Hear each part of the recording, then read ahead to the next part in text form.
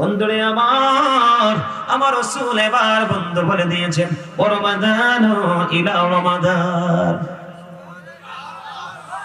তার মানে একটা রমজান থেকে আরেকটা রমজান। ও যুবক বন্ধুরে, তোমরা সবাই হৃদয় করে শোনো, একটা রমজান থেকে আরেকটা রমজান, একটা রমজান থেকে আরেকটা রমজানের মাঝখানে গ্যাপ হলো 305 দিনের গ্যাপ। কত? কথা বলেন না কেন? কয় দিনে এক বছর? 365 দিনে এক বছর। খেয়াল করেন, এই বছরের রোজায় যদি 30 দিন চলে যায়, এর পরের বছরের রোজায় যদি 30 দিন চলে যায়, তাহলে আমাদের 365 থেকে 60 দিন বন্ধু চলে গেল। আমাদের কাছে আছে আর 305 দিন। আমার রাসূল বলে গেলেন, এই যে 305 দিন তুমি অন্যায় অপরাধ করেছো, ওই দুই দিকে রমজানের কারণে 305 দিনের গুনার কাফারা হয়ে যায়। তবে শর্ত হলো কবিরা গুনাহ থেকে বেঁচে থাকতে হবে। তাহলে নামাজ পড়লে লাভ না লস? আর জোরে বলেন না। বন্ধু, আমি ছোট্ট ছোট্ট করে অল্প করে আমি আপনাদেরকে বুঝিয়ে দিই যেন মনে রাখতে পারেন। আমার দিকে তাকান। এই ফরজ নামাজগুলোর পরে, ওয়াজিব নামাজগুলো পড়ার পরে আমাদের অতিরিক্ত নফল ইবাদত আছে না নাই? আরো জোরে বলেন না। এর মধ্যে বন্ধু সবচেয়ে বড় নামাজ হলো বন্ধু, নফলের মধ্যে সবচেয়ে প্রেমের নামাজ হলো তাহাজ্জুদ। কথা বলেন না কেন? এখানে আমার অনেক মুরব্বি দাদু ভাই আপনারা বসেছেন। এখনকার যুবকরা এটা নিতে পারবে কিনা জানি না, কারণ এখনকার যুবকেরা এগুলোর মধ্যে স্বাদ নিতে জানে না, তারা রং পথ থেকে স্বাদ নিতে জানে। এই জন্য যুবক, আজকে আমি মাহফিলকে সাক্ষী রেখে বলে যাই রে, তোমরা যেই পথে হাঁটছো, যেই পথে চলছো, এই যুগের যুবকরা ম্যাক্সিমামই যাবে জাহান্নামে। সোনা সোনা হাজারের মধ্যেও আগা গোড়া মিলিয়ে সবকিছু মিলিয়ে বন্ধু একটা পবিত্র ছেলে পাওয়া বড় মুশকিল। কথা বলেন না কেন? কারণ তারা কন্টিনিউয়াসলি ইহুদি নাসারাদের রঙে রঙিন হয়ে গেছে। এই জন্য আমি যুবকদের উদ্দেশ্যে বলে দিতে চাই রে, হাদিস শরীফের মধ্যে এসেছে, আপনার আমার প্রাণের রাসূল তিনি জানিয়ে দিয়েছেন, কাল হাসরের ময়দানে আল্লাহ রাব্বুল আলামিন ডাক দিবে। কখন ডাক দিবে? এখনো বিচার আচার হয় নাই, এখনো হিসাব নিকাশ হয় নাই। আল্লাহ রাব্বুল আলামিন একটা ডাক দিবে অত্যন্ত সুন্দর করে। বন্ধু, কে রে দুনিয়ায় থাকা অবস্থায় রাতের মধ্যবর্তী সময়ে নামাজ পড়েছিলি? জোরে জোরে কন্যা সুবহানাল্লাহ। এরে বাক্সিমল, উত্তর মধ্যপাড়ার আমার ভাই, আমার বাবা গো, আমি আমার এটা কোন বাড়ি? মঙ্গল জানবাড়ি। এই মঙ্গলবান জানবাড়ি এবং দূর দূরান্ত থেকে আসা আমার ভাই বাবারা, মা বোনেরা, আমি আমার ভাই বাবাদেরকে মা মা গো, আমি আমার বোনদেরকে ডেকে ডেকে বলে দিতে চাই গো, হৃদয়ে জানালা করে শোনো, তোমরা যদি সচেতন হও, তোমাদের সন্তান অটই সচেতন সন্তান হিসেবে গড়ে উঠবে। এই জন্য বাবা, আমি আপনাদেরকে বলে দিতে চাই, আমার রাসূল বলেছে, আল্লাহ তখন ডাক দেবে, ডাকটা দিতে দেরি, আমার আল্লাহ বলবে, কে রে রাতের মধ্যবর্তী সময়ে নামাজ পড়েছো? তার মানে তাহাজ্জুদের নামাজ। ও বন্ধু, রাসূল জানিয়ে দিয়েছে, অল্প কিছু মানুষ দাঁড়াবে, একেবারে মুষ্টিময় কিছু মানুষ দাঁড়াবে। বন্ধু, মুষ্টিময় মানুষ যখন দাঁড়াবে, ও বন্ধু, দাঁড়ানোর পরে আমার আল্লাহর পক্ষ থেকে ওয়ার্ডার আসবে রে, তাদের কোনো হিসাব নিকাশ নাই, তাদের কোনো ফয়সালা নাই রে, তারা বিনা হিসাবে যাবে তারা জান্নাতে। জোরে জোরে কন্যা সুবহানাল্লাহ। এই জন্য বন্ধু আমি সব সময় বলে দেই, মূল যদি দিতে হয় নবীকে দিও, আহ্বান যদি দিতে হয়, তোমার কষ্ট যত না যিনি সইতে পারে না, তোমার কষ্ট যত না যিনি প্রাণীর চেয়ে অধিক বেশি, প্রাণীর চেয়ে অধিক বেশি ভালোবাসি।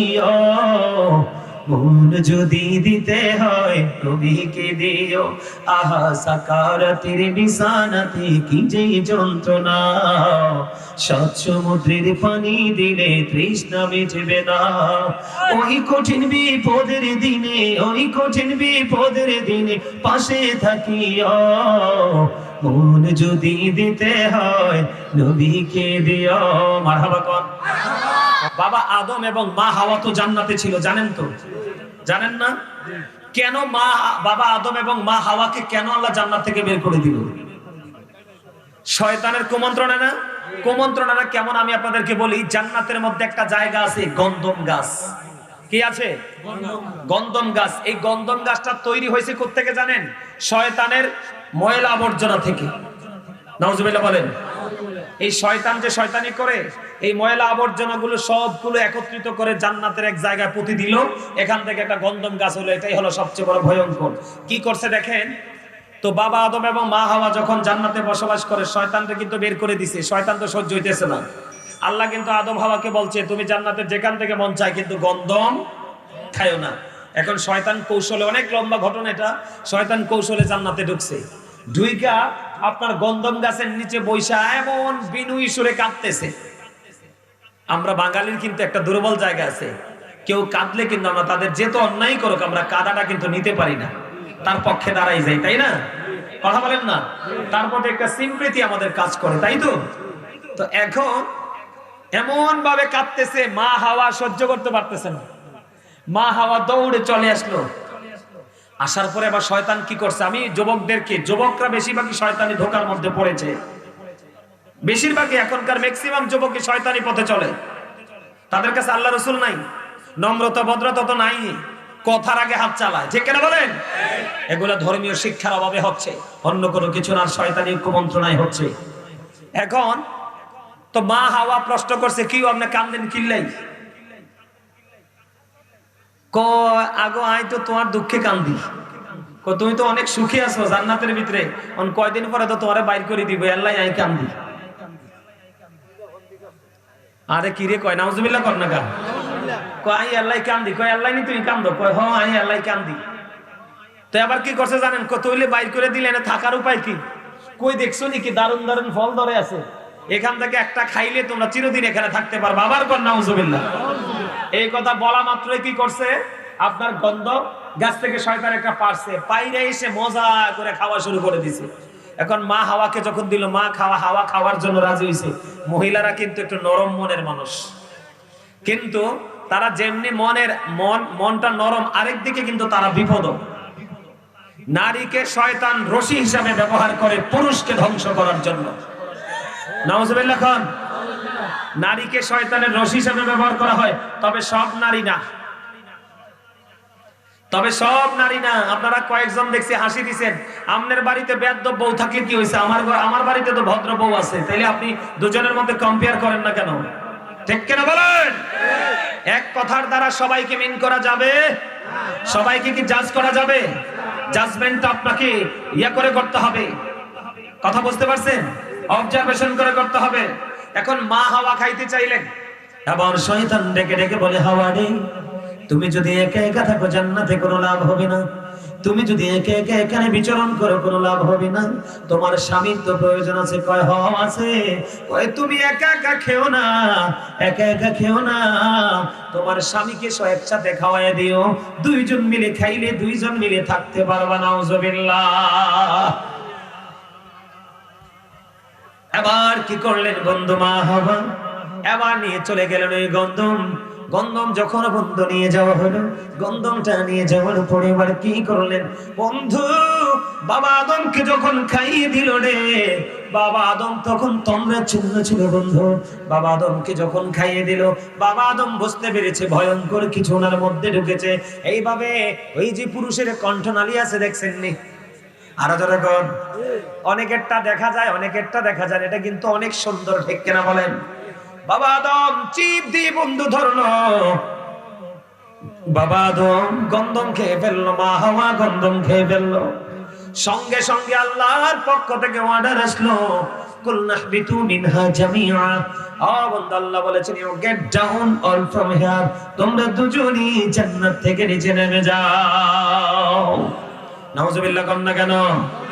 শুধুমাত্র গন্ধম। হাওয়া কেমন ভাবে বুদ্ধি দিছে দেখছেন নি, কয় তুমি একা খাইলে হবে না, স্বামীর নিয়ে খাও, তাইলে স্বামী স্ত্রী সুখে থাকতে পারবা। এই অপকৌশল খাটিয়ে বন্ধু আদম হাওয়াকে আদম হাওয়াকে জান্নাত থেকে বের করে দেয়। জোরে জোরে কন্যা একবার নাউজুবিল্লাহ। ঠিক আপনাকে আমাকে তেমনি ভুল বোঝায়। আল্লাহ রাসূল কে বলেছেন, আল্লাহ কোরআনে বলেছে, আল্লাহ রাসূল আমাদেরকে জানিয়ে দিয়েছেন। কোরআন কার কাছে আছে? রাসূলের কাছে না? আমার রাসূল আমাদেরকে সব তথ্য দিয়ে গেছেন। আল্লাহ রাব্বুল আলামিন এই জন্য ঈমানদারকে মিন করে বলেছেন, ইন্না শাইতানা লাকুম আদুউন ফাত্তাখিযুহু আদুওয়া। শয়তান is the eternal enemy of the believers. শয়তান ঈমানদারদের প্রকাশ্য শত্রু। ঠিক ওমা ঠিক দি সবাই কয় না? ঠিক। শয়তান আমাদের প্রকাশ্য শত্রু, ঠিক কিনা বলেন? মানুষ শত্রুর চাইতেও ভয়ঙ্কর শত্রু হলো শয়তান। বুঝছেননি? শয়তান কিন্তু চিরকালে অভিশপ্ত। তবে আল্লাহ আরেকটা মজার খবর দিয়েছেন, ইন্না কাইদা শাইতানি কানা দাঈফা। আল্লাহ বলেছেন শয়তান ডিসিপশন ইজ ভেরি উইক। শয়তানের ধোঁকা মুমিনের জন্য একেবারে দুর্বল। তার মানে শয়তান মুমিনকে হাজার চেষ্টা করলো আটকাতে পারে না। তার প্রমাণ হলেন আপনারা। আমি আইসা পাইছি কয়জন মানুষ? 10-15 জন মানুষ না? সর্বোচ্চ 10-15 জন মানুষ, এই চেয়ারের মানুষগুলো ছাড়া এখানে। কিন্তু এখন দেখেন মাশাআল্লাহ, আলহামদুলিল্লাহ কর না কেন? আশা করি সবার উপরে আল্লাহ রহমত দিবে, আর এই রহমত নিয়ে সবাই জান্নাতের বাগানে চলে আসবে। ওমা আমিন কর না কেন? আরে মিয়া, আপনারা তো আমার থানার লোক। কোন থানা? আপনাদের থানা কোনটা? আমার থানাও বলেছ। আপনাদের ইউনিয়ন কোনটা? আমারটাও বাক্সিমন। তা আমার মানুষ যদি এত দুর্বল হয় তাহলে হইব নি? কথা কয় না কেন? আমার মানুষ যদি এত দুর্বল হয় তাহলে হইব? হবে? হবে না। আমরা অ্যাক্টিভ হতে হবে, আমরা অ্যাক্টিভ হতে চাই। সব সময় মনে রাখবেন একটা ওয়াজ, তাইলে আপনার জীবন আর কিছু লাগবে না। যে আমার গাজী সুলাইমান আল কাদরি হুজুর এসে বলে গেছে, আল্লাহ দুর্বল ইমানদারের চাইতে শক্তিশালী ইমানদারকে বেশি পছন্দ করে। আমরা শক্তিশালী ইমানদার হতে চাই, ঠিক কিনা বলেন? সব দিকে আমরা স্ট্রংলি ভূমিকা রাখতে চাই। আল্লাহ কবুল করেন, এক জোরে বলেন আমিন। এর মধ্যে শক্ত ভূমিকা রাখবো আমরা ঈমানের ক্ষেত্রে, কারণ ঈমান নাই তো কিচ্ছু নাই, ঠিক কিনা বলেন? আরো জোরে। বন্ধুরে আমার, আমি বলেছি বন্ধু, আমার রাসূলকে আমার আল্লাহ দুনিয়ার বুকে পাঠিয়েছে মানব জাতির নিকট সুসংবাদদাতা এবং ভয় প্রদর্শক হিসাবে। আমি আজকে সুসংবাদ দিয়ে আলোচনা করব। নিতে রাজি আছেন নি? আমরা জান্নাত চাই না জাহান্নাম চাই? আর জোরে বলেন। আমার রাসূল বলেছেন, আল কবরু রাওজাতুম মিন রিয়াদিল জান্নাতি আও হুফরাতুম মিন হুফারিন নার। কবরটা জান্নাতের একটা বাগান হবে, জাহান্নামের একটা গর্ত হবে। কি হবে? জান্নাতের একটা বাগান হবে, জাহান্নামের একটা গর্ত হবে। তার মানে কারো কারো জন্য কবরটা জান্নাত, কারো কারো জন্য বন্ধু কবরটা জাহান্নাম। ওই হিসাবের দিন আমি আপনাদেরকে বলে দেই বন্ধু, হযরত আনাস রাদিয়াল্লাহু তাআলা আনহু তিনি বললেন, ইয়া রাসূলুল্লাহ, ইয়া হাবিবাল্লাহ, নবী গো, ও প্রাণের নবী, আমি আপনার সুপারিশ চাই গো। আপনি আপনার সহযোগিতা চাই। আপনি আমাকে সুপারিশ করবেন, শাফায়াত করবেন। আমার রাসূল তাকে কথা দিলেন। জোরে জোরে কন্না সুবহানাল্লাহ। ইয়া রাসূলুল্লাহ, ইয়া হাবিবাল্লাহ, নবী গো, আমি আপনাকে ওপারে গিয়ে কোথায় খুঁজবো গো নবী? আমি আপনাকে ওপারে গিয়ে কোথায় খুঁজবো? আমার নবীজি বললেন, তুমি আমাকে মিজানের কিনারায় খুঁজবা। ইয়া রাসূলুল্লাহ, ইয়া হাবিবাল্লাহ, নবী গো, আমি যদি আপনাকে মিজানের কিনারায় না পাই গো নবী, তাহলে কোথায় গিয়ে খুঁজবো? নবী, নবী গো, ও বন্ধু, আমার রাসূল জানিয়ে দিলেন, তুমি যদি আমাকে মিজানের কিনারায় না পাও রে, তুমি আমাকে হাউজে কাউসারের কিনারায় খুঁজবা। জোরে জোরে কন্না সুবহানাল্লাহ। এবার আমার রাসূলকে তিনি বললেন, ইয়া রাসূলুল্লাহ, আমি যদি আপনাকে হাউজের কাউসারের কিনারায় না পাই, তাহলে কোথায় পাবো গো? আমার রাসূল বললেন, আমাকে তুমি পাবে রে ওই ফুলচেরাতের কিনারায়। বলো হুজুর, ফুলচেরাতের কিনারায় কেন গো? ও বন্ধু, তোমরা জানো না, ও মুসলমানের মধ্যে 73টা দল হবে, 72টা দল সরাসরি জাহান্নামী রে। একটা মাত্র দল হবে জান্নাতি। এই দলের নাম হলো আহলুস সুন্নাত ওয়াল জামাত। এটা আমি বলিনি, রাসূল বলেছেন, মা আনা আলাইহি ওয়া আসহাবি। রাসূল বলেছেন, আহলুস সুন্নাহ ওয়াল জামাত ইজ দ্য বেস্ট পার্টি। আহলুস সুন্নাত ওয়াল জামাত হলো অল দ্য বেস্ট। মারহাবা বলেন না? সকল দলের মধ্যে, সকল টিমের মধ্যে শ্রেষ্ঠ টিম হলো বন্ধু সুন্নি জামাত। আপনার সুন্নি জামাতের পাপ হবে, তারপরেও তারা জান্নাতে যাবে, কারণ আহলে সুন্নাত ওয়াল জামাতের ঈমান হলো এক স্ট্রং। কখনো দুনিয়ার লোভে তারা ঈমান বিক্রি করে না। কথা বলেনি? করে কখনো করে না। ওই যে পূর্বপুরুষ যেটা বলেছে এরপরের তারা এটাও বলছে, আমরাও এটা বলেছি, বলতেছি। আমাদের প্রত্যাশা হলো আমাদের পরবর্তী প্রজন্ম এটা বলবে, ও বন্ধু আহলে সুন্নাত ওয়াল জামাতের অন্তর্ভুক্ত হও, তুমি তোমার নিয়ামত দুনিয়া এবং আখিরাতে তুমি পেয়ে যাবে। বন্ধু আমার রাসূল জানিয়ে দিলেন একই জায়গায় তিনটায় ফলছে রাতের পর। ও বন্ধু বড় ভয়ঙ্কর, বড় বিপজ্জনক। কমপক্ষে 30,000 বছরের রাস্তা হবে রে, চুলের মতো চিকন হবে, হীরার চাইতে দার হবে। উপরের দিক দিয়ে আগুনটা জ্বলন্ত হবে, নিচের দিক দিয়ে বন্ধু আগুনটা ওদের অবস্থা হবে, এমন ভয়ঙ্কর হবে রে। ও বন্ধু এই জন্য আমি আপনাদেরকে বলে দিতে চাই, আমরা রাসূলের প্রয়োজন, আমরা রাসূলের কথা মেনে চলবো। রাসূলকে মানতে না পারলে আপনার আমার জীবনের কোনো মূল্য নাই। আসেনি? আরো জোরে বলেন। বন্ধু কেন বললাম আমার রাসূলকে প্রশ্ন করা হলো, ইয়া রাসূলুল্লাহ, ইয়া হাবিবাল্লাহ, নবী, নবী গো, ও প্রাণের নবী, কিয়ামত কখন হবে গো নবী? আমার নবীজি বললেন, তুমি কিয়ামতের জন্য কি প্রস্তুতি নিয়েছো গো? এবার তিনি বলে দিলেন, ইয়া রাসূলুল্লাহ, আমি কিয়ামতের জন্য কোনো প্রস্তুতি নিতে পারিনি, তবে আল্লাহ এবং আল্লাহর রাসূলকে ভালোবাসি। আমার রাসূল বললেন, তুমি যাকে ভালোবাসো তার সাথে তুমি থাকবা। বলে সবার আগে রাসূল প্রেম কিনা? রাসূলকে ভালোবাসতে হবে কিনা? এখনকার কিছু মাদার গাছের কাঠ দিয়া বানান না মৌলবী বের হইছে, কথা কয় না কেন? আপনারা কি মাদার গাছ চিনেন না? এই মাদার গাছের কাঠ কি কোনো কাজে লাগেনি? লাগে না। এই রকম বন্ধু কিছু কাঠ দিয়ে কিছু মোল্লা বানানো হইছে, এরা নবীজিরে বলে আমাদের মতো। জোরে জোরে কন্না নাউজুবিল্লাহ। নবীজি কখনো আমাদের মতো হতে পারে? আরে আরো জোরে কন্না হতে পারে? যদি আপনি বলেন আপনার নবী আপনার মতো, তাহলে আপনার ঈমান শেষ। পৃথিবীর কারো সাথে রাসূলকে তুলনা করা যাবে? আমি সেই দিকে যাই না বন্ধু, আমি বলছি আগে ইমানে, আমি পরে আসবো ইমানের আলোচনায়। আগে একটু আমল দিয়ে দিই আপনাদেরকে। নিতে রাজি আছেন নি? আর জোরে বলেন না, নিতে রাজি আছেন নি? বন্ধু ইমানের পরে শ্রেষ্ঠ আমল হলো নামাজ রে। আপনি বেশি বেশি করে নামাজ পড়বেন। সূরা আনকাবুতের মধ্যে আমার আল্লাহ বলেছেন, আল্লাহ ইন্না সলাতা তানহা আনিল ফাহশাই ওয়াল মুনকার, নামাজ মানুষকে খারাপ কাজ থেকে বাঁচিয়ে রাখে, অপরাধ থেকে বাঁচিয়ে রাখে। জোরে বলুন সুবহানাল্লাহ। হাদিস শরীফের মধ্যে এসেছে বন্ধু, খেয়াল করেন হাদিস শরীফের মধ্যে এসেছে আমার রাসূল বলেছেন, as-salatul khams wal jumu'atu ila al-jumu'ah wa ramadanu ila ramadan mukaffiratun lima bainahunna idha tunibatil kaba'ir। আপনারা আমার প্রাণের রাসূল তিনি বন্ধু জানিয়ে দিয়েছেন 5 ওয়াক্ত নামাজ। কথা বলেন না? হাত তুলে দেখান না, সবাই হাত তুলে দেখান, আমার মতো আঙ্গুলগুলো উঁচু করে দেখেন। কারণ আজকে বন্ধু চারপাশে রহমতের ফেরেশতা রে। ও বন্ধু আজকের তোমার উপস্থিতি এমন হতে পারে কাল হাসরের দিন নাজাতের ওসিলা। কয় ওয়াক্ত নামাজ? গভীর ভাবে খেয়াল করেন বন্ধু, এই 5 ওয়াক্ত নামাজ আমার দিকে তাকান। এটা হলো ফজর, ফজরের পরে যোহর, এখানে মাঝখানে বড় গ্যাপ আছে না নাই? কথা বলেন না কেন? প্র্যাকটিক্যালি দেখাচ্ছি সহজে যেন বুঝতে পারেন। কারণ ফজরের পরে যোহরটা হলো অনেক লম্বা গ্যাপ। ফজর হয় এখন কয়টায়? 5:30। আজান কয়টায়? 5:30টায় আজান। কয়টায় আজান? কথা বলেন না। ফার্স্ট টাইম থেকে আমি ধরে নিলাম আপনার 5:30 থেকে একটা অনেক লম্বা টাইম, ঠিক কেনা বলেন? এই জন্য আমি আঙ্গুল উঁচু করতে বলেছি যেন সহজে বুঝতে পারেন। এটা হলো বন্ধু ফজর, এটা হলো জোহর। এই সময়টার মধ্যে কিন্তু আপনি কত কথা বলেছেন, দোকানে মাল কিনতে গেছেন, রাস্তায় কথা বলেছেন, অনেক কিছু করেছেন, ঠিক কিনা বলেন?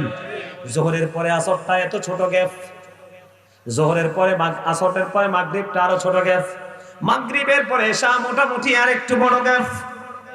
এই গ্যাপের মধ্যে কথা হয়, কাজ হয়, কত কিছু হয়, হয় কি হয় না? এই কাজের সাথে কর্মের সাথে অপরাধ বন্ধ হয়। আমার রাসূল বলে দিয়েছেন 5 ওয়াক্ত নামাজ।